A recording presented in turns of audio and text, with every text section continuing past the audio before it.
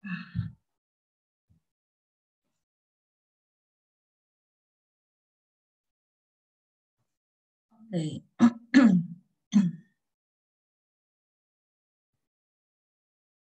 Hari ini kita belajar tentang basic anesthesia dengan monitoring dan lain-lain. Dulu ya.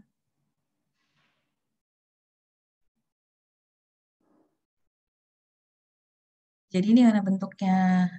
Kita kuliah santai aja ya. Jadi kalau misalnya kamu ada yang mau tanya, nanti silakan tanya.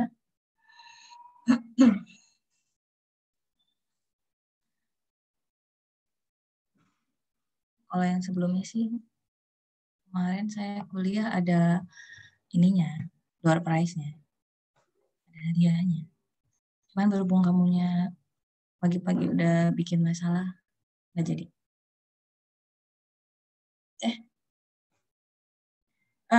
Ada yang pernah kedengar kata-kata anestesia nggak?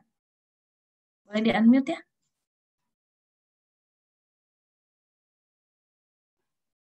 Ada? Ada dok. Dok. Ntar dulu ya, kita belum berdoa. Berdoa dulu deh. Rifki, kamu pimpin doa ya, Rifki. Baik dokter, baiklah teman-teman sejawatku sekalian, mari kita memulai pagi hari ini yang cerah ini dengan membaca doa menurut agama dan kepercayaan masing-masing. Berdoa dipersilahkan.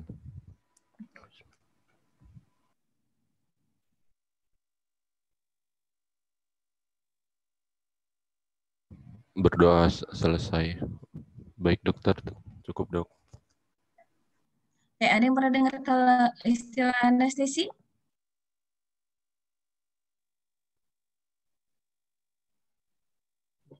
Pernah dok. Ya, apa? Tindakan untuk menghilangkan rasa sakit dok. Menghilangkan rasa sakit. Terus apa lagi?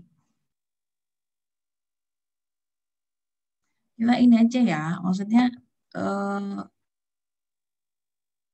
jawab aja kalau menurut kamu.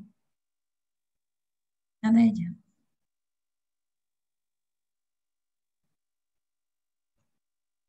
Ada yang tahu lagi selain menghilangkan rasa sakit? Jawab dok. Sebuah keadaan temporary atau sementara di mana seseorang mengalami kehilangan sensasi ataupun kesadaran. Ini siapa yang jawab? Kayak suara sultan ya? Benar nggak? Jason dok. Jason ya? Jason. Oke. Untuk menghilangkan rasa sakit temporary. Terus poinnya apa lagi? Diinduksi secara medis. Induksi secara medis. Terus apa lagi?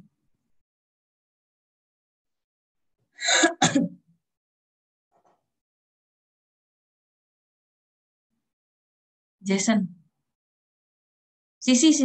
Nah, ada Sisi nih. Saya ngeliat aja langsung di box-box ini. Sisi.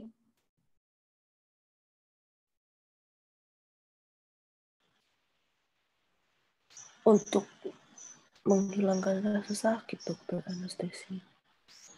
Jadi ngantuk lagi Sisi. Coba hidupin lampunya Sisi. Coba jangan di penuh dengan kegelapan dong kalian itu. Kita mau kuliah atau mau santai, mau isi gitu. Kita mau diisi.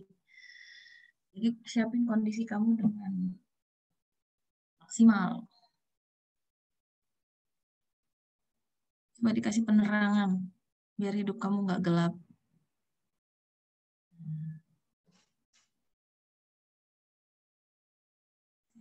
Lagi mau ngeliatin satu-satu ini. Biasanya ada yang pakai ring light gitu loh. Siapa ya waktu itu ya? Skripsi dari ring light kayaknya. Bagus nih. Tapi nggak apa-apa. Ada yang biasa bikin itu apa namanya? Kayak podcast gitu-gitu. Ya, jadi untuk basic anestesi itu tadi sudah disebutkan. Ya sifatnya menghilangkan rasa nyeri. Ada lagi sebenarnya yang paling penting dari anestesi itu selain nyeri. menurut kamu, kalau misalnya kita mau melakukan tindakan, selain nyeri, apalagi yang diharapkan untuk bisa dikontrol?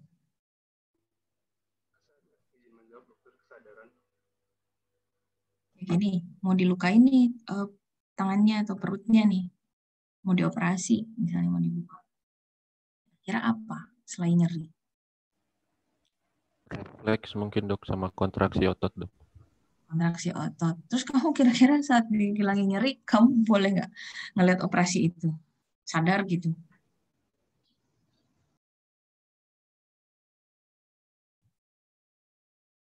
Kamu mau nggak kalau dioperasi kamu bangun?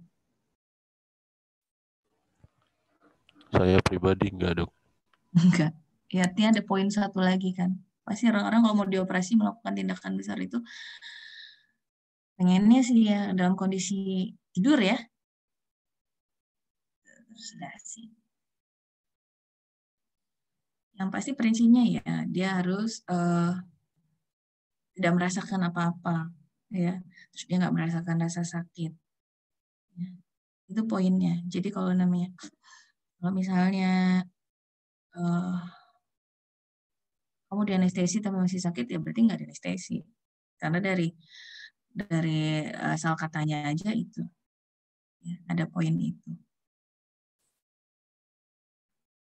Jadi nanti ya harusnya sih kalau dokter anestesi pasti dia tahu rasanya nyeri seperti apa.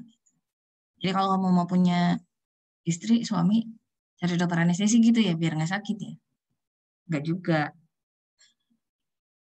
Ya. Oke. Kalau misalnya dari sejarahnya ya dari sebenarnya dulu itu ya macam-macam ya. Dari tahun mungkin kamu aja belum direncanakan gitu ya. Sampai sekarang semuanya terus berkembang. Mungkin ada yang pernah ngeliat ilustrasi kayak misalnya dulu orang mau dioperasi itu dipentung dulu kepalanya gitu. Bisa jadi gitu ya. Mungkin dulu tuh orang nggak tahu kalau bisa dipukul kepalanya itu ada efeknya gitu. Tapi dia pikir kalau dipukul dia pingsan aja gitu kan. Oh ya udahlah kalau dia pingsan dia kan nggak tahu gitu. Padahal ya mungkin ya itu ya. Dulu saya diajarin saya ingat banget gitu. Ilustrasinya seperti itu. Jadi tapi seiring dengan waktu kemajuannya ya udah banyak obat-obatan dan terus dari analgetik aja dari analgetik untuk obat-obatannya dari udah makin banyak sekarang ya. Sebenarnya apa sih tujuan anestesi? Yang pertama pasien itu tidak merasakan apapun ya. Kalau kamu dibius misalnya kamu di anestesi kamu masih merasakan sesuatu berarti artinya kamu tidak dibius. Pasien tidak bergerak, rileks ya. Terus fisiologis tubuh tetap berjalan. Itu tadi, kalau misalnya kamu dilakukan anestesi, tujuannya misalnya dulu ya, tujuannya kamu, yang penting saat kamu dioperasi, kamu nggak bangun aja tuh ya. Bentunglah kepala kamu, kan pingsan kamu. Tapi kira-kira kamu masih merasa sakit nggak? Bisa jadi masih, ya kan? Terus dia tidak bergerak, iya nggak bergerak. Dia rileks, belum tentu. Gitu ya. Bisa-bisa nanti kamu bangun-bangun, ya itu. Nah, poin keempat, ini yang paling penting. Ini dulu ya, sebelum saya sekolah, saya pikir jadi dokter anestesi itu enak nih, tidurin orang, bangunin lagi. Gitu-gitu lah pokoknya ya. Ternyata lebih sulit dari itu. Jadi ya, kamu harus tahu, kalau misalnya jadi anestesi beneran, dari sisi anestesi, kamu harus tahu, yang pertama fisiologis. Fisiologisnya dia seperti apa? Gimana caranya kamu ditabok gitu ya, kamu dipukul, kamu dihajar gitu kan, misalnya, wah, kamu dikeroyok lah itu kan, rangsangan nyeri itu kan hebat sekali ya, kalau misalnya kamu dibuka aja perutnya. Tapi misalnya kamu geriatri gitu ya, geriatri kalau udah ada nerima rangsang yang hebat banget kayak gitu, kan pasti misalnya dia ada masalah jantung, tapi kamu nggak mau jantungnya itu sampai bermasalah. Kamu nggak mau semuanya itu jadi bermasalah. Kamu dioperasi kehilangan darah, tapi ginjal kamu mau bagus, tetap bagus. Artinya semua tindakan dari stress respon itu ya, kita harapkan stress respon itu nggak jelek gitu, maksudnya nggak hebat. Gimana caranya kamu bikin manusia itu sakit tapi yang lain tetap stabil gitu, baik-baik aja gitu kan, dia nggak merasa terganggu gitu. Kamu ada yang pernah nonton film apa sih? Mungkin cewek-cewek tahu ya, saya ini ada yang pernah nonton film dokter apa ya, dokter Jones atau apalah gitu. Jadi dia dilahirkan dengan kelainan, dia nggak bisa, bukan dokter Jones WD2 ya kamu. Jadi dia punya kelainan, dia dilahirkan tapi dia nggak bisa merasakan sakit sama sekali. Itu dokter anestesi. Dia nggak bisa merasakan sakit apa sama sekali, terus dia dipukulin, udah hampir mau mati juga nggak bisa. Tapi ya itu jeleknya, jadi dia tidak bisa merasakan respon tubuh dia itu saat ya itu sakit. Kalau misalnya dia terjadi infeksi atau dia nyeri atau luka atau terjadi infeksi, dia tuh nggak bisa ngerespon itu. Ya harusnya kan kalau orang demam atau orang sakit kan berarti gimana? Kamu kalau dipukul kira-kira takikardi apa bradikardi?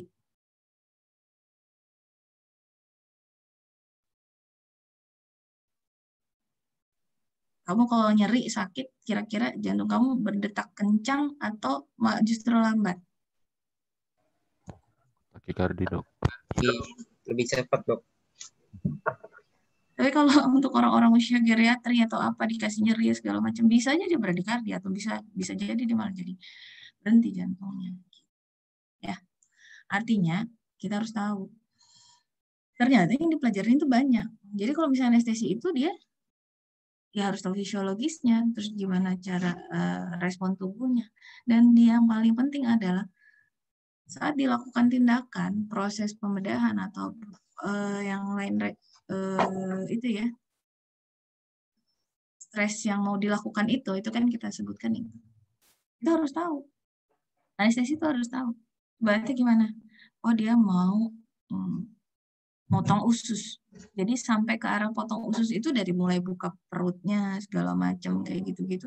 Itu kan ada rangsang nyeri itu dari berlapis-lapis. Nyerinya segala macam nanti saat dia narik saat dokter bedah narik ususnya terus mau dipotong segala macam itu ada respon tubuh kita yang terjadi. Nah, itu yang harus tahu semuanya. Jadi proses pembedahan ini. Jadi sebenarnya anestesi itu belajar tentang bedah juga, belajar tentang penyakit dalam juga, jantung, anak, segala macam itu semua harus tahu. Nah, ruang lingkupnya di mana sih sebenarnya anestesi ini? Bukan cuma di proses pembedahan aja, tapi mostly memang banyak di pembedahan.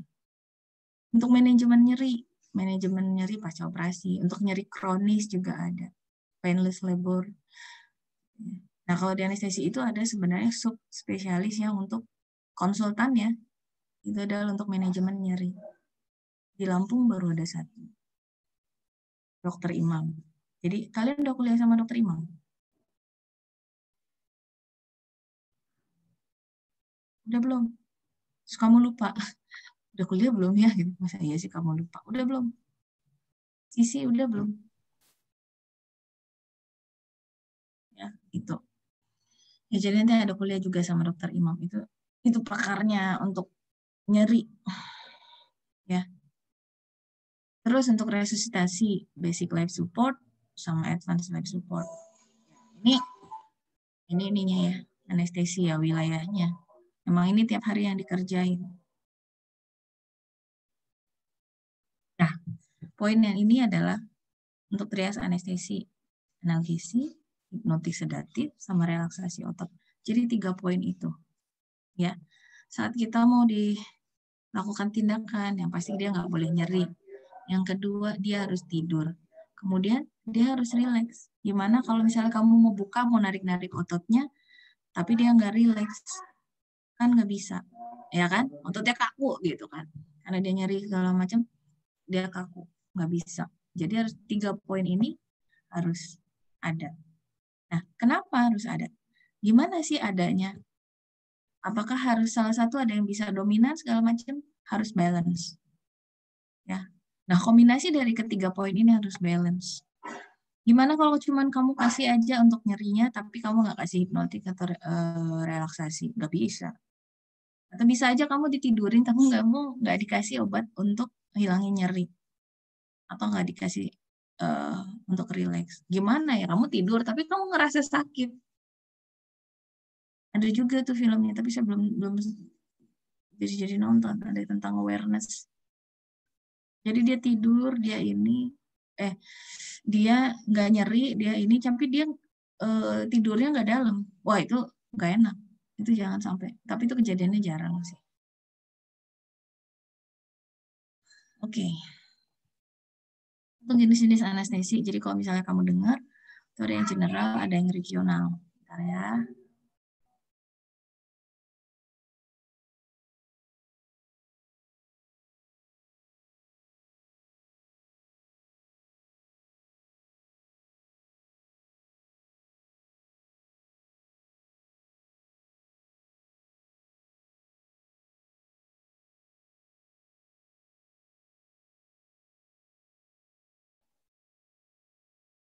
Kemudian kalau general itu kamu bedanya gini aja.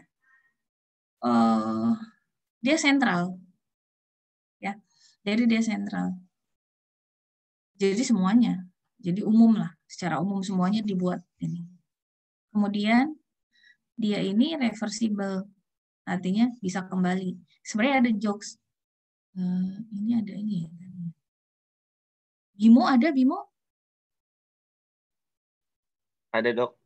Mana coba Bimo? Ini kakaknya Bimo nih yang bilang dulu. Ya, Dokter Sinta. Saya ingat banget.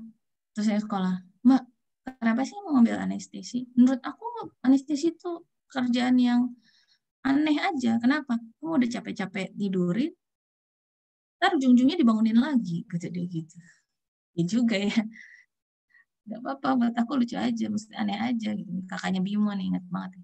Dia ambil ketawa-ketawa aja ngeledekin saya. Ngapain udah capek-capek? Susah-susah tidurin, bangunin lagi. Itu katanya dia. Orangnya lagi sekolah ya? Bimo ya? Iya, Dok. Terus kalau dia regional lokal, artinya gini, kalau regional lokal tuh hanya di daerah tertentu saja, di bagian tubuh. Kayak misalnya kamu mau operasi di daerah kaki, ya udah kaki aja, artinya bisa aja kamu sadar gitu, nggak usah dibius umum masukin itu, tapi bisa juga kamu nanti dikasih obat sedasi. Tapi dia nggak ngasih, dia sebenarnya kalau regional lokal itu sebenarnya nggak menghilangkan kesadaran, ya. Hanya mungkin kita nanti bisa kasih obat dia supaya rileks. Hawar-hawar ngantuk gitu doang, nggak tidur dalam gitu, nggak. Kalau dia general dia tidur dalam. Sebenarnya poin di anestesi itu apa? Ada 3 prinsip yang harus kamu pahamin di dalam anestesi. Itu adalah preoperatif, intraoperatif, dan postoperatif.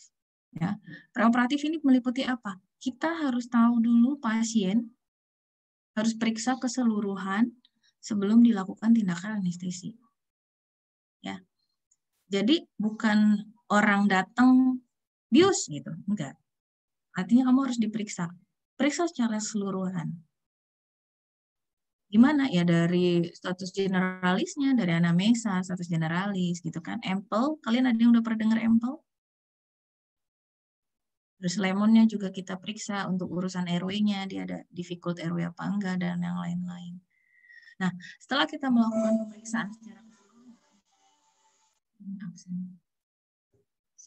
melakukan pemeriksaan secara keseluruhan, nanti kamu harapannya adalah kamu nanti akan tahu status fisik. Status fisik itu dinilai dengan ASA. Ya. Ini ASA. Jadi kamu akan tahu kalau misalnya kayak kamu, misalnya Rahmat kamu punya sakit nggak? Sakit-sakit apa gitu? Pernah nggak kamu sakit? Pernah, Dok. Apa? Sakit hati? Ya. Ya, banyak, Dok. Pernah beberapa sakit sih, Dok. Ya, sakitnya sistemik nggak? Maksudnya sekarang udah sembuh total, sempurna? Ya, insya Allah udah sih, Dok. Sakit apa kamu? pernah hemoroid sih waktu itu, Dok. Oh iya. Tapi itu bukan sistemik kan? Artinya itu Iya, lokal. bukan. Artinya sesuatu yang tidak merupakan penyakit sistemik. Nggak punya asma atau darah tinggi, penyakit-penyakit kardiovaskuler, segala macam gitu, nggak kan? Enggak, Dok. Riwayat alergi, segala macam, ada nggak? Nggak ada, Dok. Nggak ada. Kalau nggak ada, berarti kalau misalnya ngeliat nih si Rahmat ini status fisiknya asa berapa nih? Kalau menurut saya Yang dia satu. satu ini, Dok. Satu. Nah, asa 2 itu adalah pasien dengan mild systemic disease. Ya ringan-ringan lah, gejala-gejala ringan, kamu punya alergi atau apa kayak gitu-gitu ya. Kalau severe, ya misalnya kamu punya hipertensi apa, terus mungkin dia nggak terlalu terkontrol, gitu. Minum obatnya nggak teratur. Gitu. Yang keempat ini, 5, 6. Nah, emergency surgery. Ini yang disebut emergency adalah yaitu ya memang dia darurat untuk segera harus dioperasi. Bisa kamu baca nanti ada. Sebenarnya ini ada contoh-contohnya, nanti kamu bisa cari ya. Nah, setelah kita periksa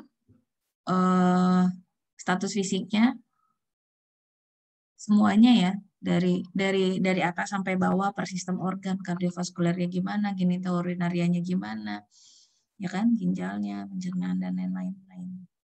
Kita menentukan akhirnya nanti dapat asa. Nah, setelah asanya dapat, kita lakukan premedikasi. Premedikasi ini apa sih? Seperti apa contohnya? Misal, kalau orang-orang yang mau masuk kamar operasi, kira-kira happy nggak? Atau stres? Stres nggak? Stres ya? Dua-duanya, Dok. Stres ya?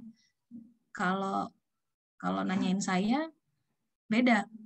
Kalau dulu saya, misalnya ada sesuatu yang nggak enak atau apa gitu, saya masuk kamar operasi dengan suara monitor itu tenang. Makanya saya suka dari kok aneh sih Mbak. Terus ya kadang-kadang ya itu, karena orang menemukan kenyamanan yang lain itu di tempat yang beda. Kadang ya dulu saya misalnya lagi kesel, bete apa gitu, udah saya masuk ke kamar operasi aja dulu sebelum saya sekolah. Sekarang makanya tiap hari gitu. Itu saya dengerin suara monitor itu yang reguler ya. Kalau yang irreguler gitu, yang aritmia segala macam ya nggak tenang lah itu justru ya. Dengerin suara monitor tenang dengan kondisi di ruang operasi yang dingin, adem gitu. Dengerin suara alat-alat operasi itu menurut saya, kalau buat saya sih cukup bisa dinikmati. Tapi nggak tahu kalau buat kamu enggak sih. Makanya kamu harus mencintai pekerjaan kamu nanti. Jadi kalau kamu cemas, berarti kita lakukan premedikasi. Bisa dikasih obat-obatan. Nah, bukan cemas aja sih, sebenarnya yang lain juga. Misalnya untuk analgesi, misalnya untuk preoperasinya sekarang. Dimulai dari awal. Kemudian dilakukan tahapan induksi. Induksi ini adalah memasukkan obat-obatan untuk mencapai ke kondisi yang kita inginkan tadi. Kemudian ada lagi monitoring. Monitoring ini paling penting. Ya. Intraoperasi ini adalah kondisi yang cukup menentukan. Jadi kalau misalnya gini, antara induksi, monitoring dan post-op, ini kayak kamu ibaratnya kayak mau terbang. Jadi kamu induksi itu adalah kayak saat kamu tuh proses mau take off-nya. Menentukan kan, kamu pernah nggak dengar istilah berapa persen? Saya dulu diajarin tuh waktu ada pelatihan. Kalau kamu nanti jaga di IGD, ya, jaga di IGD, terus kamu siaga kan kalau misalnya ada bencana kapan aja, misalnya ada pesawat jatuh. Ya, ini soal.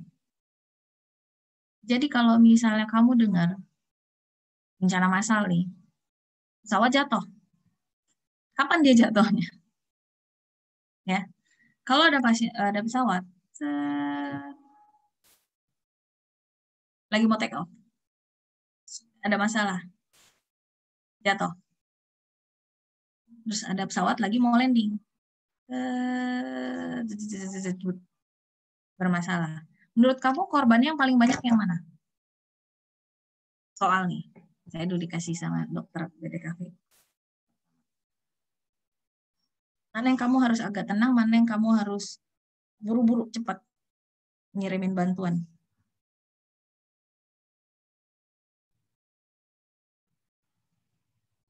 Secara statistik, kalau misalnya pesawat datang ke atas, take off nih, udah naik dong dia ke atas ya,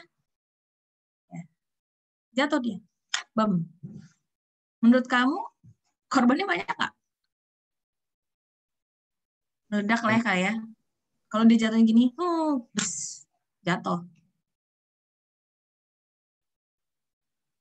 Ya, lebih dari 80% kali ya. Tapi kalau misalnya pas soft landing, biasanya bermasalah kan? Baru dia bilang mau landing itu kan masalah gitu. Mungkin masih ada tuh sekitar 40% korbannya. 30-40%. Ya. Jadi kalau misalnya kamu telepon ya udah. Kalau pesawatnya jatuhnya begitu ya udah kamu paling tinggal bawa kantong jenazah kalau misalnya pas take off ya.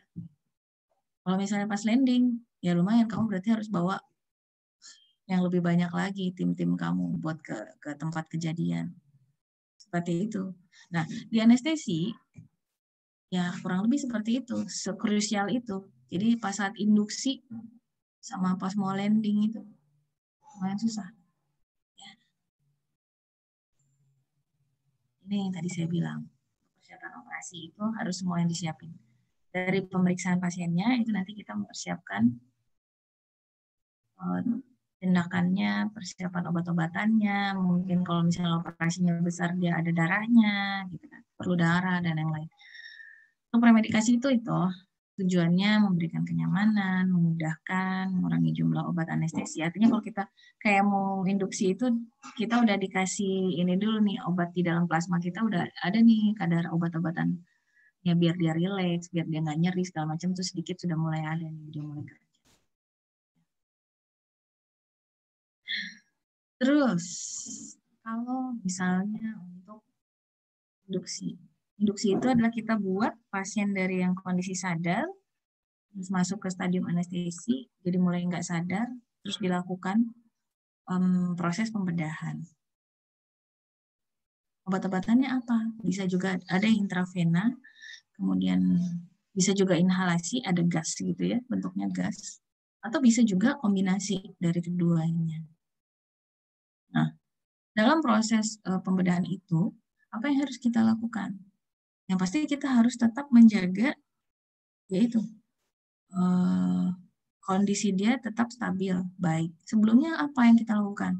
Kalau dia posisi tidur, rileks, dan yang lain-lain, secara fisiologis, yang terjadi apa?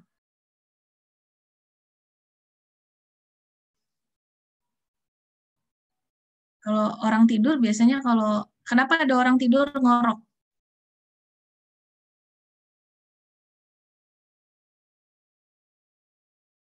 Kalau ada orang tidur ngorok itu kenapa?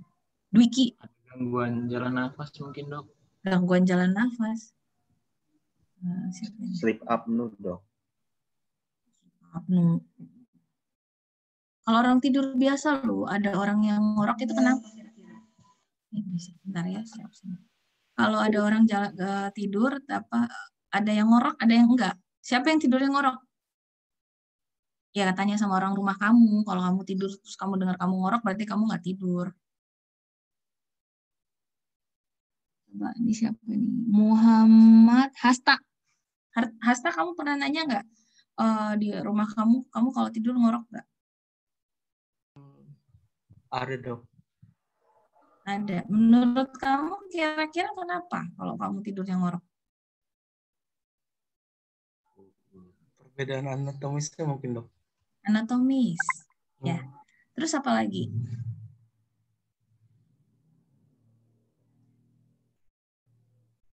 Kalau lidah kita itu, kalau rileks, Kira-kira posisinya di mana? Kalau relax. Kalau tidur ke belakang, Dok. Ke belakang. Kalau lidah kamu ke belakang, kira-kira menutupi jalan nafas nggak? Iya, Dok. Iya, itu salah satu faktor yang menyebabkan jalan nafas kamu jadi ada obstruksi. Bisa aja mungkin parsial. Makanya kalau karena parsial kamu dengerin ngorok gitu. Nah, kalau orang lagi mau dilakukan tindakan anestesi, mau dilakukan operasi, boleh nggak kayak gitu? Nggak boleh. Ya, apa? Kalau misalnya kita tidur itu kan kita kebangun sadar kita pasti bisa otomatis ini ya, bangun terus kayak benerin posisi sendiri ya nggak? Ya kan? Kalau nggak nyaman pasti kamu berubah posisi kan? Kenapa biasanya nih orang-orang yang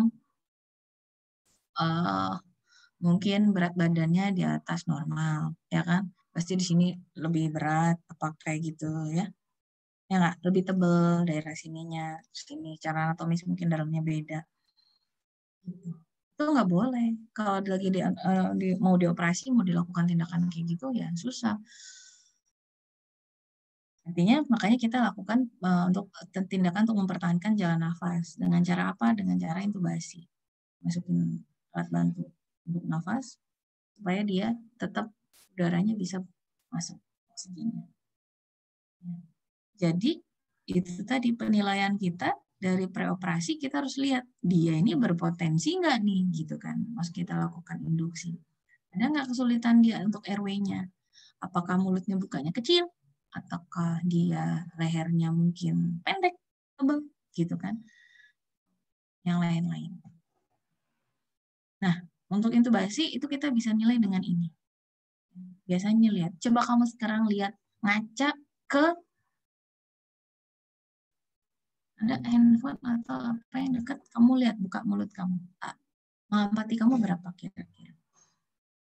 Coba sekarang lihat masing-masing, saya mau lihat.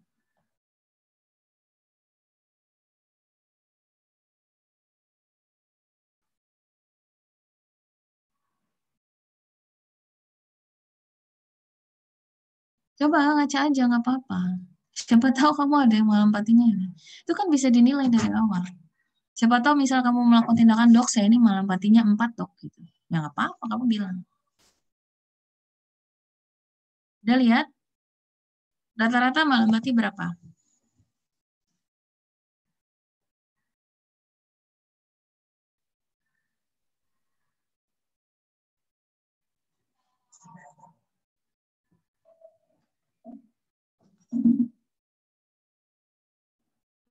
Udah lihat? Tisha berapa?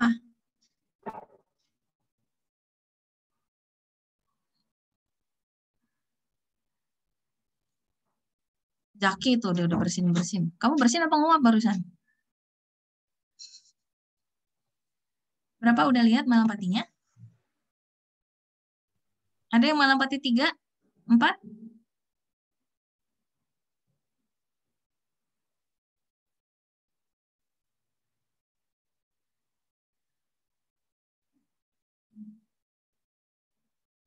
Canif Hasan.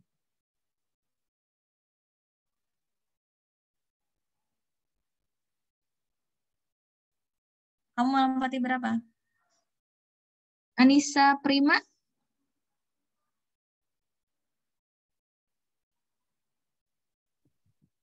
Iya, dok.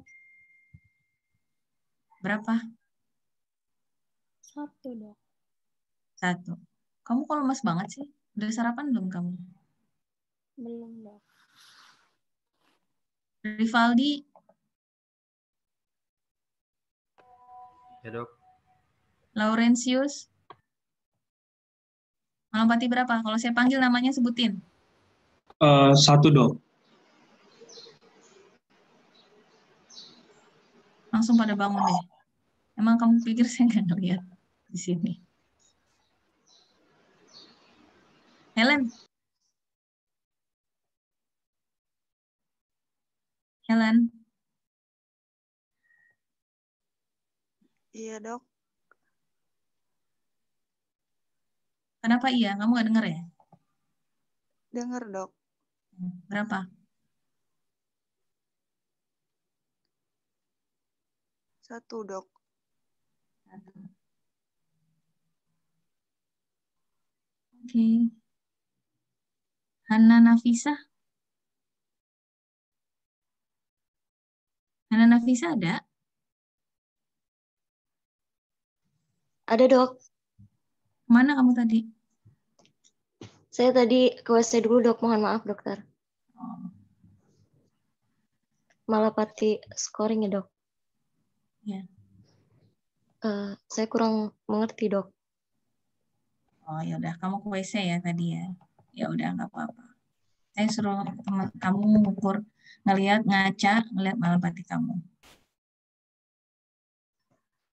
Ini tujuannya ya, kita menilai malapati. Ini untuk tindakan intubasi seperti ini. Kalian udah pernah kan? Nah, saat pasien kondisinya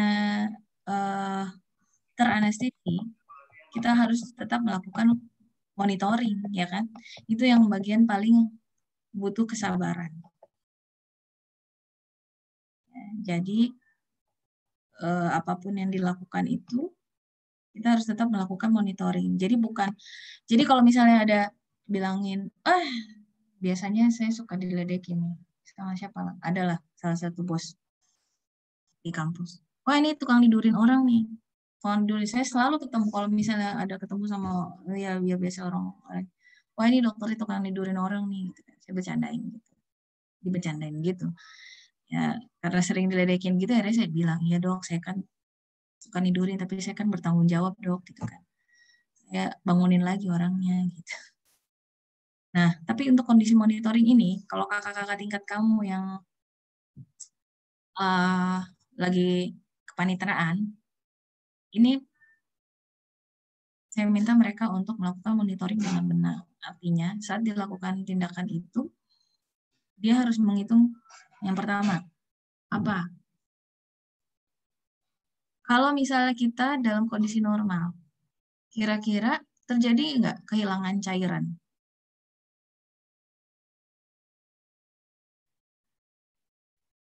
Ada? Jadi saya minum nih, berapa belas menit atau setengah jam, kira-kira lari kemana akhirnya? Ada nggak yang menguap, saya kepanasan atau apa gitu? Ada ya? Ada. Secara yang normalnya ada, dia keluar lewat urin, ada juga yang lewat keringat atau yang lain-lain, atau penguapan yang lain-lain. Itu ada. Berarti secara langsungnya dia harus ada tetap diberikan maintenance cairan, ya kan? Itu untuk cairan. Apalagi yang kamu monitoring? Banyak. Selain cairan, nanti ada tindakan untuk ini obat-obatannya segala macam. Jadi kita tuh monitoring tuh ya memperhatikan, mengawasi, meriksa pasien apakah kondisi fisiologisnya tetap baik. Untuk apa sih sebenarnya? Supaya kita tahu apa tindakan yang dilakukan itu ada nggak berefek yang buruk ke tubuhnya dia, ya kan? Kira-kira ini masih bisa nggak ditoleransi sama tubuhnya dia? Terancam nggak nih si pasiennya? Misalnya dia dilakukan tindakan pembedahan, perdarahan.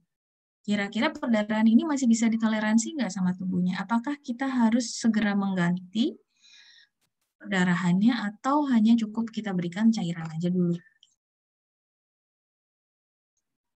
Ya, kenapa harus dimonitoring? Ya haruslah, gitu kan. Harus ada orangnya. Oh, pasiennya lagi kondisinya lagi tidur, lagi dilakukan pembedahan segala macam. Artinya ini semuanya harus kita pantau. Dari oksigennya, kondisi pernafasannya, bagus apa enggak, segala macam. Yang paling penting ini, oksigenasi yang nomor 1. Kenapa? Ya jelas dong. Oksigenasi kalau misalnya dia turun desaturasi, artinya dia hanya punya beberapa menit untuk kehilangan oksigen.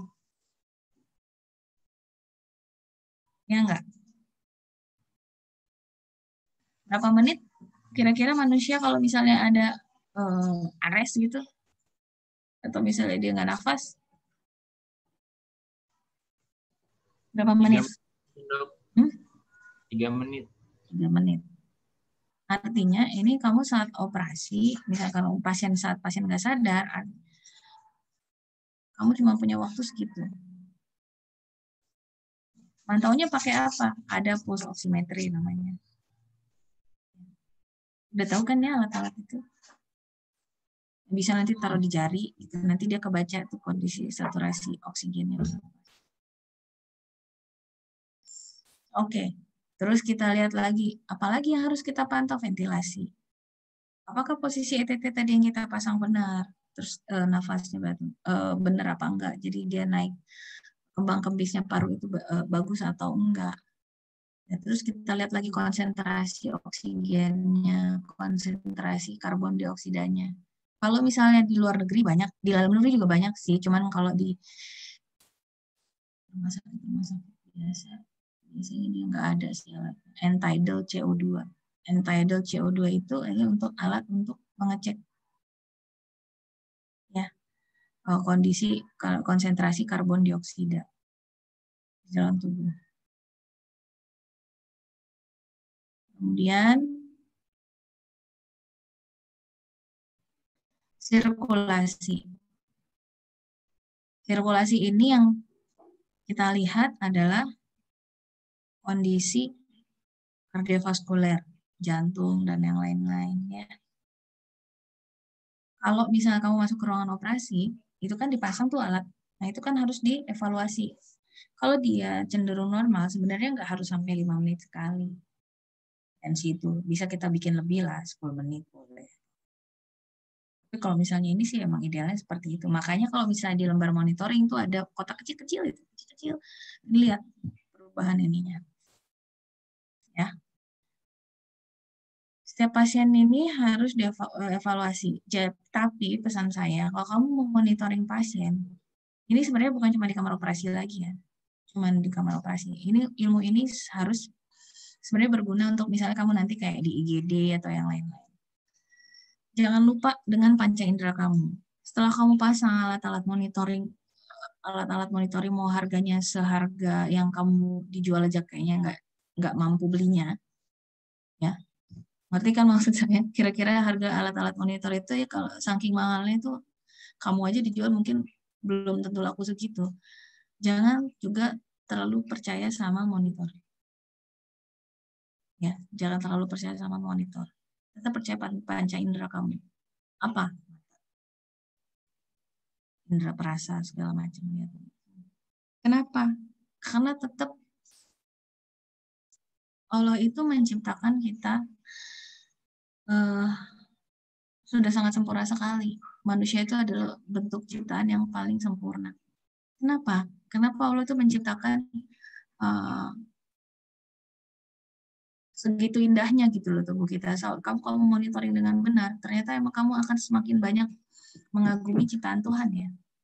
Kayak misalnya gini, kita kekurangan cairan. Apa sih yang dilakukan sama tubuh kita? Saat disirkulasi kita itu kurang cairannya, apa yang dilakukan sama tubuh kita? Responnya seperti apa? Kira-kira. Kalau pasien ada orang dehidrasi, gimana kira-kira Helen? Kalau ada orang dehidrasi, menurut kamu denyut jantungnya akan seperti apa? Helen Kusuma?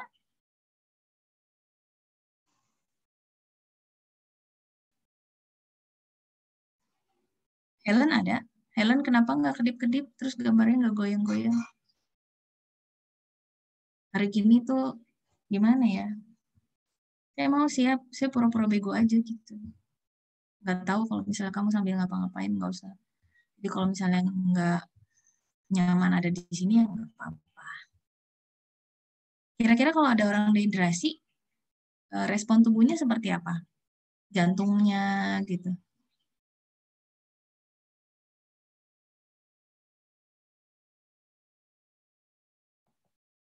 Berdetaknya lebih cepat apa lebih lambat? Siva? Iya dokter. Coba gedein suaranya. Lebih lambat kayaknya dok. Hah? Kalau lebih lambat tuh biasanya udah mau mati. Oh iya, lebih cepat. Kamu bayangin gini, si jantung tuh kan memompa darah ke seluruh tubuh tuh, ya enggak? Oksigen yang dianterin tuh harus sesuai dengan kebutuhannya kan? Karena si pembawanya ini sedikit, ya kan? Kosong gini. Di dalam vena itu darahnya mungkin karena cairannya kurang gitu. Ini gitu kan. Respon tubuhnya gimana sih? Dia nganterin emang lambat. Kalau tubuh kita lagi kekurangan banget, responnya apa? Dia manggil-manggil terus kan? Justru minta, cepetan dong, anterin ke gue, cepetan dong, cepetan gitu kan? Ya nggak? Si pembawa oksigennya ini, si darah dan yang ini untuk sirkulasinya ini sedikit gitu loh cairannya ya untuk membawanya. Jadi ibarat kita kehausan, pasti kamu pengen nyari air itu, nyari itu pasti panik kan, cemas kan, ayo cepetan datang saat pengantaran oksigen segala macam itu. Jadi untuk menangkap si oksigen, menangkap nutrisi segala macam gitu kan, si pembawanya sedikit, gimana respon tubuh? Kalau kurang cairan atau apa? Lemah kan pasti kan, lemah. Terus kalau misalnya perdarahan itu juga kan kehilangan. Jadi ada yang harus kamu nilai. Makanya saya bilang percaya ini coba kamu pegang. Sekarang masing-masing kamu pegang. Ini belajar monitoring yang paling sederhana. Dan ini nggak boleh dilupain. Pegang nadi kamu.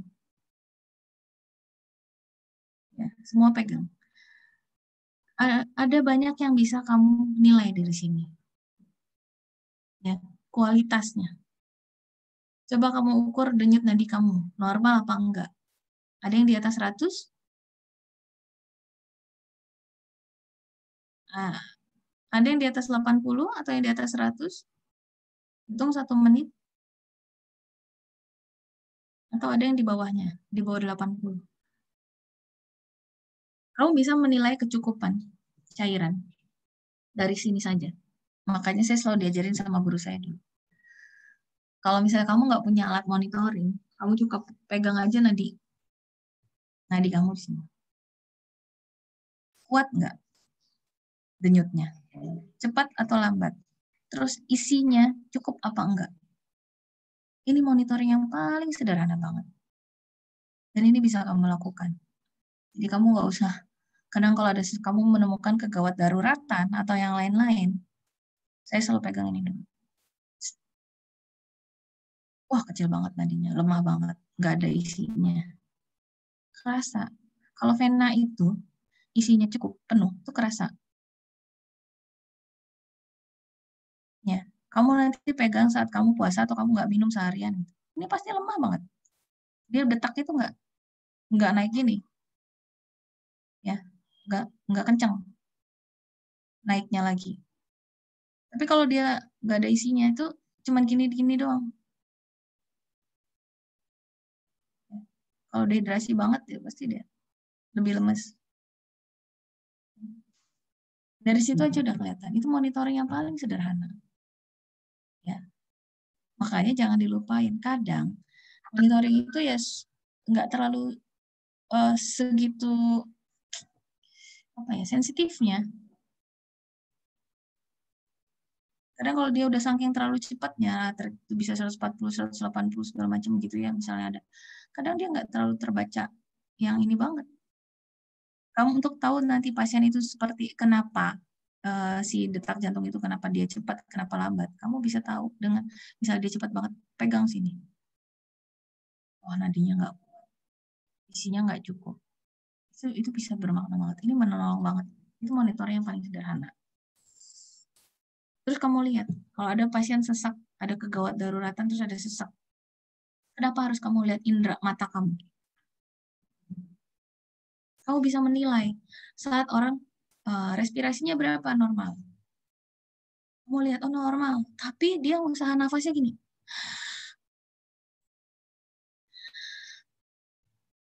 Enak nggak orang nafas kayak gitu?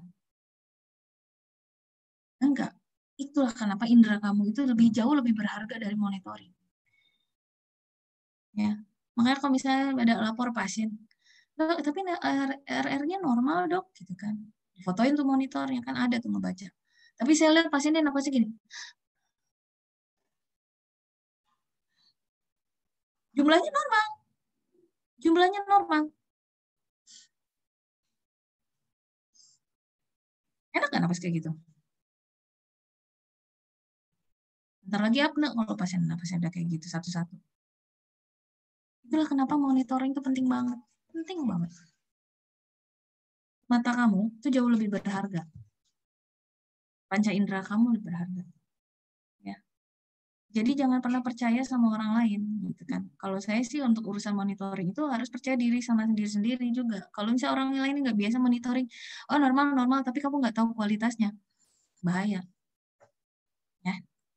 Jadi tetap lihat, jangan lihat jumlah, tapi lihat kualitas. Kalau nafasnya itu ada, oh ternyata usaha nafas dia berat sekali. Ya orang sesak, kalau orang sesak, misalnya sesak, kamu kalau cuma ngeliat jumlah respirasinya aja, ngeliat jumlah respirasinya aja, oh 18 dok, 16, masih normal dok, lapor gitu ya, kamu nanti jadi dokter jaga. Lihat aja di monitoring gitu, di layar monitor. Tapi napasnya pasiennya udah ngomong, nggak bisa. Apa kamu mau jadi dokter yang seperti itu? Enggak. Nanti kamu akan sering nemuin yang kayak gini-gini di triase, itu ya di emergency kamu dilihat di triase dulu nih pasien, kamu lihat screening awal. Kalau kamu percaya aja sama perawat kamu kan dokter nih, kamu percaya aja gitu. Tapi kamu nggak tahu nih, biasa nih kan adik-adik, misalnya kamu nanti visit, nembak aja. Berapa tensinya segini, berapa nadinya segini. Semua tembak, semua 80, semua nadinya. Ya kan? Kapan waktu kamu salah nih lapor.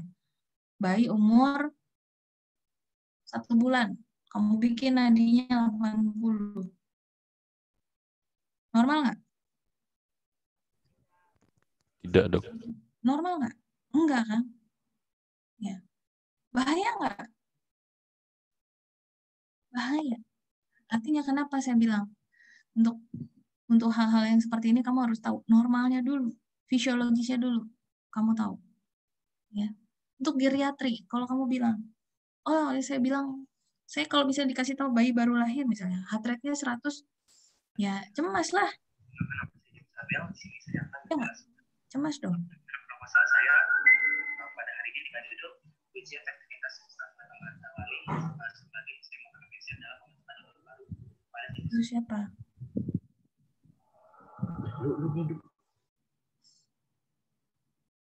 Kamu lagi ikut apa itu?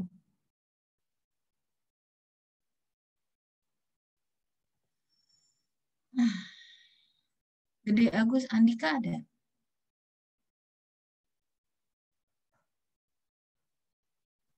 Kamu Halo, kemana, Gede? dokter. Kamu kemana? Kok nggak ada orangnya tadi?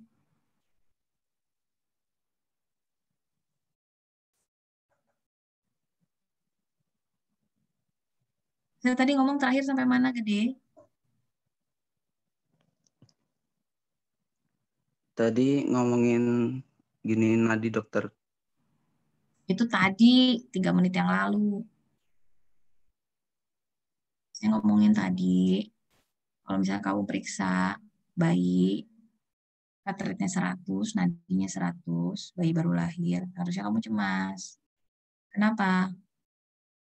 Intinya, kamu harus tahu vital sign manusia dari segala umur, sampai dari pediatrik sampai geriatrik. Kalau saya bilang ada orang 80 tahun, nadinya 120 atau 100, normal nggak? Atau 100, 110, normal nggak? Kalau Apa? kalau umpamanya dia tua itu Cenderung apa? Kalau 110 itu tidak normal, dokter. Harusnya kalau pasien-pasien yang udah tua, coba Denias bantu.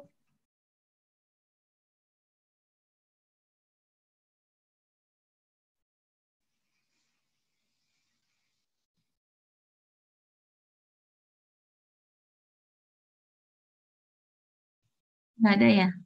Oke, Denias nggak ada. Jadi intinya kamu harus pelajarin itu untuk sirkulasi, semuanya harus tahu normalnya untuk usia dia. Ya, itu modal banget penting untuk kamu jadi dokter, ya. Fisiologi itu penting. Untuk kardiovaskuler, ini yang saya tadi bilang, kamu bisa bantu alat-alat EKG atau yang lain-lain tetap bisa. Tapi harus tetap lihat kondisi klinisnya yang kamu real. Untuk alat-alat, untuk monitoring, sebenarnya ada alat-alat yang non-invasif dan juga invasif. Kalau yang invasif itu sebenarnya kita masukkan ke dalam tubuh. Ya. Kamu mungkin belum lihat, tapi nanti kamu mesti lihat.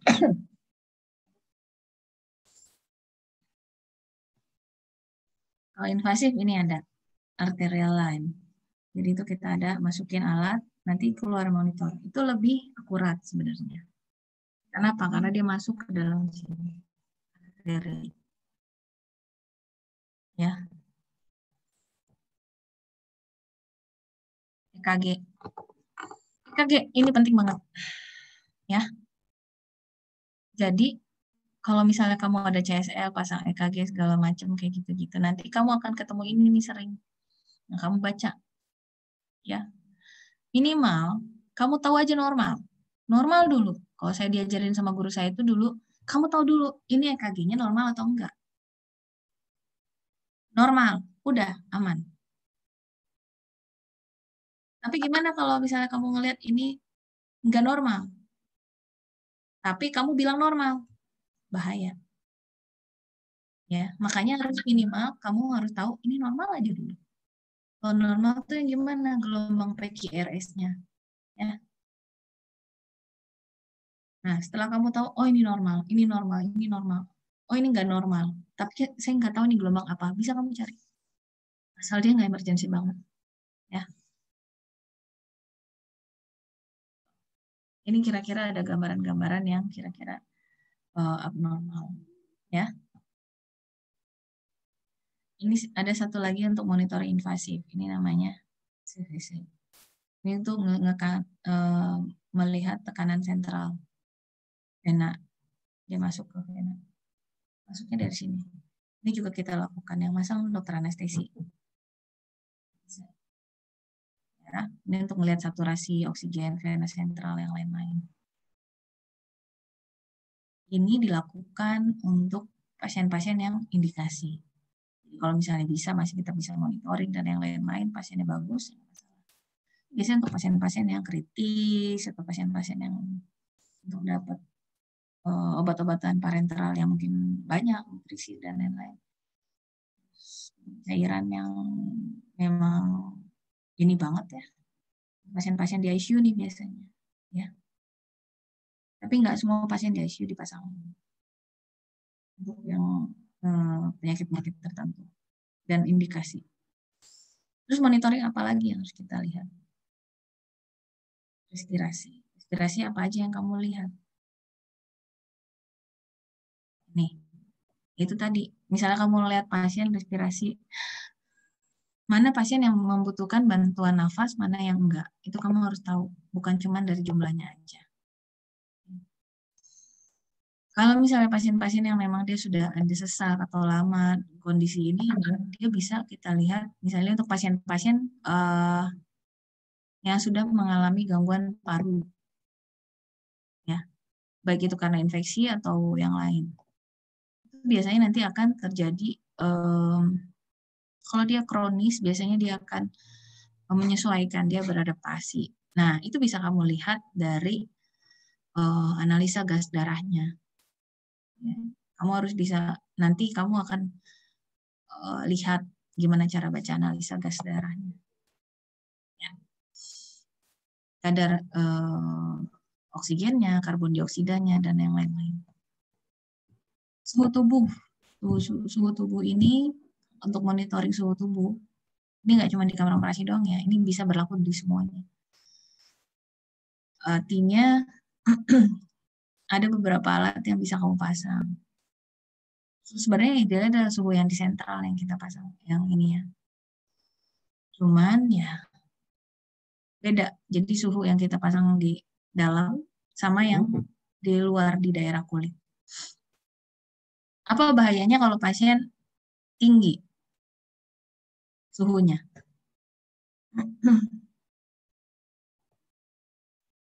Apa bahayanya? Kejang mungkin, Dok.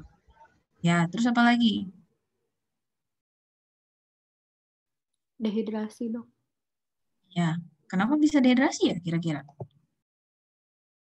Karena metabolismenya meningkat. Oke. Apalagi kalau metabolisme meningkat, cairan segala macam semua hilang gitu ya, cepat ya. Sekarang saya balik. Apa bahayanya kalau dia dingin? Kedinginan.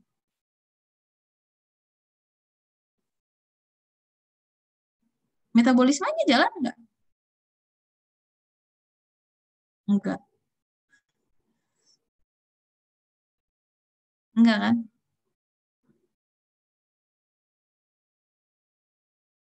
Kamu pernah, kalau orang mau lebih awet, misalnya ini dibekuin ya, kalau misalnya daging gitu ya, atau apalah kayak gitu-gitu ya, supaya dia lebih awet, supaya metabolisme jalan, nggak terjadi proses pembusukan atau apalah gitu kan, didinginin ya, dipanasin bisa nggak? Juga, itu kalau makanan. Kalau misalnya manusia kamu bikin dingin, mau ini bisa sih, gitu. Supaya ini enggak. Kalau misalnya pasien ada orang yang kena apa tuh yang kedinginan, saya lupa sih istilahnya. Kalau misalnya dia lagi naik gunung gitu kedinginan, bisa nggak jalan kan metabolismenya ya. Tapi kalau misalnya dia kepanasan banget, bahaya juga. Itulah kenapa harus seimbang. Terus apa lagi yang kamu monitoring? Ginjal. Jadi ini semua per sistem organ ya, dari atas sampai bawah sekarang. Sama neuromuskuler. Bisa kamu lihat. Apa aja sih yang kalian lihat? Banyak. Kamu lihat ini. Kalau untuk melihat gambaran fungsi ginjal adalah apa? Urin. Makanya kalau orang operasi atau yang itu, misalnya orang sakit atau yang lihat, kita lihat dari produksi urinnya aja. Itu bisa menggambarkan banyak. Kalau produksi urin kamu sedikit, kira-kira interpretasinya apa? Bisa jadi cairan yang masuk sedikit, bisa jadi fungsi ginjal untuk mengeluarkan cairan itu ada masalah ya nggak? Kalau kamu ngeliat urin kamu pekat, kamu pernah nggak ngeliat kalau kamu buang air kecil gitu ngeliat urin kamu pekat? Atau kamu puasa gini, habis puasa terus kamu buang air kecil, urin kamu lebih pekat nggak? Lebih pekat ya, lebih sedikit ya, karena emang kamu lagi puasa, cairan yang kamu masuk sedikit. Itu kan sebenarnya bisa kamu pelajari. Tapi kalau misalnya kamu lagi banyak minum, urin kamu cenderung warnanya lebih terang nggak? Lebih jernih gitu ya nggak? Bener nggak? Kalau kamu banyak minum, kamu nggak pernah perhatiin ya? Kamu lihat di kloset, kamu lihat. Jadi kalau kamu lihat, kamu misalnya buang airnya sedikit terus warnanya kuning banget, itu biasanya kamu ada tanda-tanda kamu mungkin hari itu kurang minumnya. Ya kalau nggak ada masalah di ginjal ya. Tapi itu bisa kita gunakan kalau misalnya pasien itu bermasalah di ginjal. Kamu bisa lihat dari produksi urinnya, salah satunya. Ya, yaitu dia masuk cairan, tapi dia nggak bisa ngeluarinnya dengan baik. Artinya proses filtrasi di ginjalnya ada masalah mungkin. Itu kamu bisa lihat dari situ. Berapa normalnya? Berarti kita balik lagi ke fisiologi. Berapa sih urin yang keluar itu normalnya? Sampai nggak dia ke nilai normal itu? Dari per cc per kilo berat badan dia per menit, per jam, atau per hari, kamu bisa hitung sih. Ya. Udah sih sebenarnya. Kurang lebih seperti itu yang harus kamu monitoring. Monitoring ini bisa kamu lihat, kamu lakukan di mana aja. Baik itu pasien, misalnya kamu periksa di ruang observasi di IGD, misalnya kamu monitoring pasien yang lagi dioperasi, atau misalnya kamu lagi monitoring pasien-pasien yang di ruang semi-intensif atau ruang intensif. Sebenarnya monitoringnya yang dilakukan yaitu tadi. Semua organ yang kamu monitoring. Itu apalagi untuk pasien-pasien kritis. Itu sebenarnya prinsip ilmunya sama. Tapi nanti penata laksananya mungkin yang agak beda. Kalau untuk pasien-pasien yang intensif, untuk pasien-pasien yang kritis, beda lagi. Karena apa? Kalau pasien-pasien kritis pasti sakitnya udah macam-macam lah ya. Penyebabnya macam-macam dan komplikasinya macam-macam. Kalau misalnya pasiennya sepsis atau apa gitu kan yang lain-lain baru. Oke.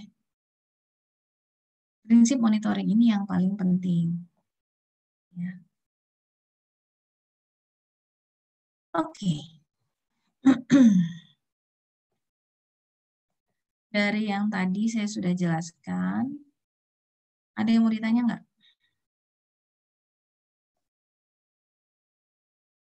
Sudah kebayang belum? Kira-kira apa yang nanti kamu lakukan? Kenapa harus ada materi ini?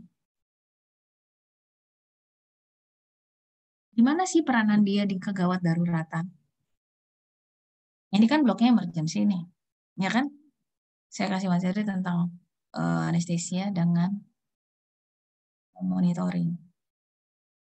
Kalau misalnya kamu ketemu dengan situasi kegawat daruratan, ya kan? Kegawat daruratannya apa? Entah itu cardiac arrest, entah itu ada pendarahan dan harus segera diambil tindakan, segala macam dan lain-lain. Ntar ujung-ujung kan larinya ke basic life support, advanced life support, gitu kan? Terus tindakan lanjutannya apa? Tindakan definitif. Tindakan definitif apa? Mungkin proses pembedahan. Proses pembedahannya apa? Bisa apa aja. Misalnya kamu ada kegawat daruratan, misalnya ada kecelakaan beruntun, misalnya ya, ada korban banyak, gitu kan. Mau diapain? Udah kamu lakukan pertolongan segala macam, stabilisasi segala macam, akhirnya terus harus kamu kirim ke rumah sakit yang dilakukan tindakan lebih lanjut. Ya itulah yang harus kamu lakukan. Persiapan-persiapan itu. Misal, ada di tempat bencana. Itu tadi kecelakaan atau apa ya, kecelakaan beruntun. Udah kamu tolong nih, kegawat daruratan udah kamu atasin. Perdarahan udah kamu berhentiin segala macem, udah kamu infus segala macem, bla bla bla bla bla. Tapi habis itu kamu udah bilang, oh ini harus segera dilakukan pembedahan nih. Ini hanya bisa menghentikan sementara nih darahnya. Kalau enggak dia akan ongoing bleeding. Misal, artinya kamu harus kirim dia, transfer dia ke rumah sakit yang bisa melakukan tindakan itu kan? Ya enggak? Kamu kirim ke rumah sakit yang bisa melakukan tindakan itu. Terus, gimana? Bisa kamu kirim, kamu kondisi stabil segala macam bla bla. Apa aja yang harus kamu siapin? Cairan, terus alat-alat untuk emergency kalau misalnya tiba-tiba dia shock atau yang lain-lain ya, misalnya dia karena perdarahannya nggak berhenti-berhenti, berarti kan harus diberhentiin di kamar operasi kan? Ya nggak? Terus apa yang harus kamu siapin? Biasanya sebelum ngirim, misalnya ini kamu udah telepon tuh yang di rumah sakit. Halo, saya dengan dokter Nabila atau dokter Siva, kan? Saya mau kirim pasien kecelakaan dengan multiple trauma. Kondisinya gini, vital signs gini. Ini masih ada ongoing bleeding dari misalnya fraktur di femur atau apalah. Mohon siapkan untuk pembedahan. Kayaknya pasien ini mungkin secara klinis kamu lihat di sininya. Udah pucat banget. Pasien mungkin akan memerlukan darah paling enggak 5, 6, 7 kantong atau 10 kantong. Tolong disiapkan sambil menuju ke sana, misalnya gitu. Apapun itu. Golongan darahnya belum tahu, misalnya. Di Indonesia, mungkin bisa kamu lihat dari KTP. Golongan darahnya O, gitu kan. Bisa. Ya kan? O. Tolong siapkan golongan darah O. Bla, bla, bla, bla. Kondisi itu. Jadi kalau kondisi gawat darurat, itu yang bisa kamu siapin. Ya, nanti di rumah sakit, oh ya ini ada pasien mau datang, dia langsung hubungi nih ke dokter anestesi, dokter bedahnya, segala macam. Oh, yang benar-benar ya emergency banget. Seperti itu. Oke? Terus ya udah, nanti dia datang, baru nanti kamu tangani di situ. Apa yang kamu lakukan selama transfer? Nanti ada materinya. Oke, udah ya sama dokter Wahyu ya? Belum.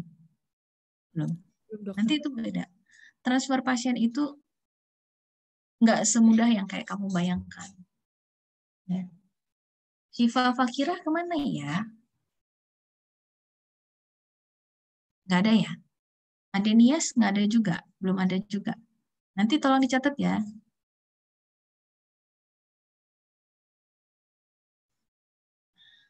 Sisi nanti catat ya Sisi. Adenias dan Syifa. Iya dokter. Jadi kalau misalnya mau transfer pasien, prasnya mana tadi prasnya? Aprilia Wulandari nggak ada. Ada dokter. Nggak ada. Ya. Hitam di sini. Yang lain sih ada masalah sinyal dok. Ya nggak apa-apa sih. Saya kan sambil ngeliat-liatin juga. Jadi kalau nanti kamu mau transfer, ya Zafira juga baru Nela. Mau transfer pasien, itu harus kamu siapin semuanya. Ya. Saya pernah diajarin nih sama guru saya dulu. Jadi kalau untuk pasien-pasien kondisi kritis, dalam perjalanan itu, yang terjadi di dia itu nggak sesimpel yang kamu lihat. Ya, untuk pasien-pasien kritis, getaran, terus perubahan ketinggian atau yang lain-lain itu, pergerakan segala macam itu tuh berubah banget. Itu bisa mengganggu hemodinamik. Ya. Untuk tekanan perbedaan atmosfer aja itu beda. Ya, satu atmosfer itu sudah bisa memberikan perubahan hemodinamik. Untuk getaran, misalnya dia di mobil lama apa gitu, itu juga bisa mempengaruhi hemodinamik. Ya. Jadi nggak sesimpel itu. Itulah kenapa ada ilmunya. Ya. Jihan Azita? Hillary? Ya dok. Hillary lagi apa?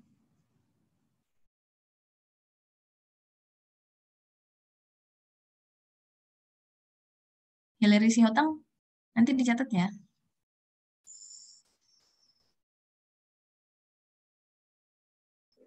Siva, nanti catat ya yang saya sebutin namanya yang nggak ada.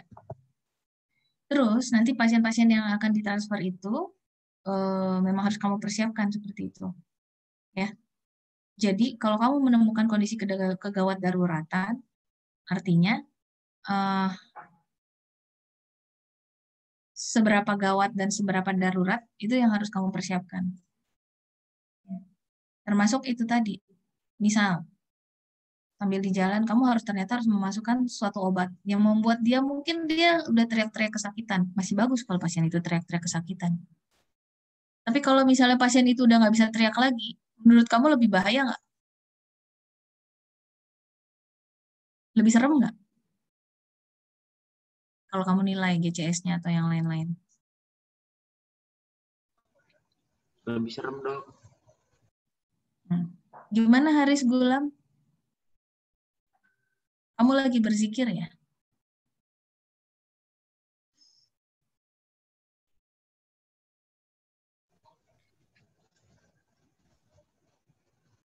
Ya, jadi untuk transport pasien. Nah, sekarang saya buka pertanyaan. Ada yang mau tanya nggak? Untuk materi ini. Fidatul mau tanya nggak?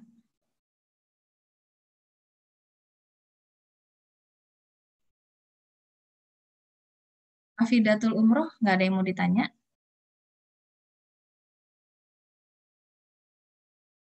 Ya, Siva nanti dicatat ya.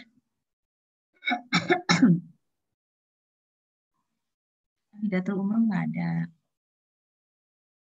Baby ada, Baby?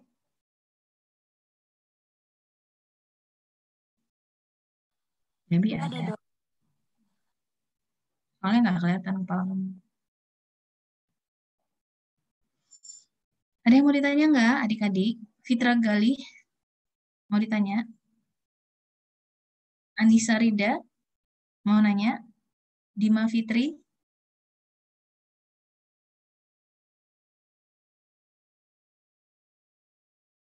Oke, Anissa Rida dan Dima Fitri nggak ada. Viva catat ya.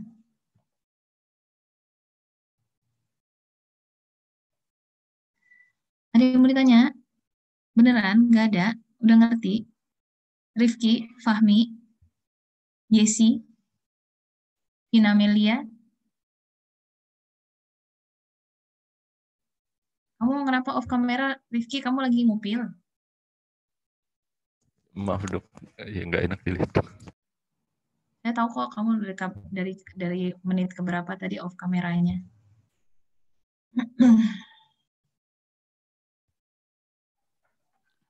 Mohon maaf dokter, tadi saya keluar dokter. Nggak ada yang mau ditanya ya, benar ya? Fahmi Aditya nggak ada yang mau ditanya?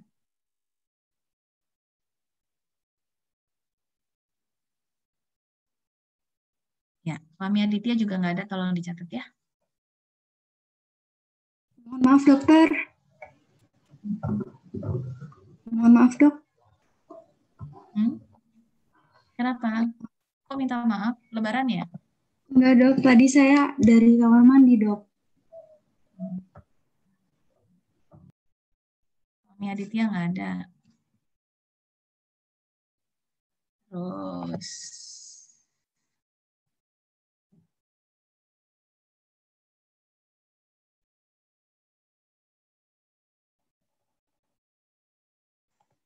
beneran nggak ada yang mau ditanya? Ngerti nggak?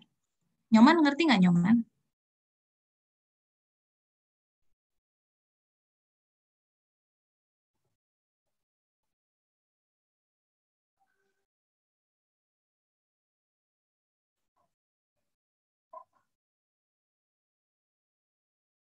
Fahmi Aditya nggak ada ya, Siva?